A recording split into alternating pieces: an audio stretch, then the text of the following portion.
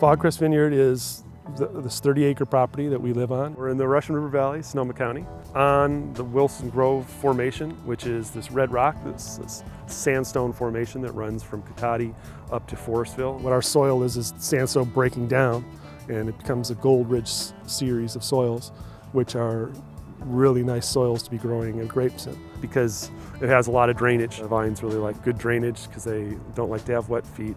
They like to dry out. Vines usually outcompete other crops, and you like them to strike deep roots. And if they're looking for water through poor soils, they have to strike deeper and get a little bit more flavor profile and a little bit more from the different layers of the soil. And so this is kind of a good place for them. We have a lot of fog here, and that marine layer is what it's all about. Without that marine layer, we get pretty hot. We're just now getting to bud break. Bud break happens usually from mid-March to early April. So the sap's been running about a month. The last month before bud break is pruning. So we're cutting off most of the shoots from last year and setting up the vine for bud break so we can start all over again.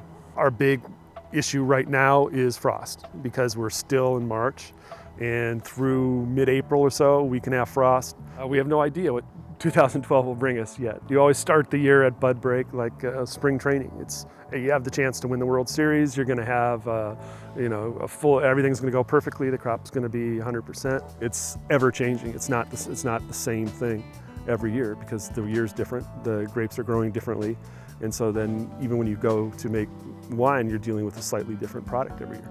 And we have our winery here. We do everything here. We've been growing since '98, and Fog Crest we started in 2005. Ultimately, you don't control nature, but you can control how it's pruned, and you can control when you do things, and just having the ability to turn on a dime. We can see weather coming and say, we're going tomorrow. That extra levels of control, both here and when you're talking to Daniel in the barrel room in the winemaking, is what it's all about. It's controlling your destiny. You don't want your product in someone else's hands. You want it in your hands.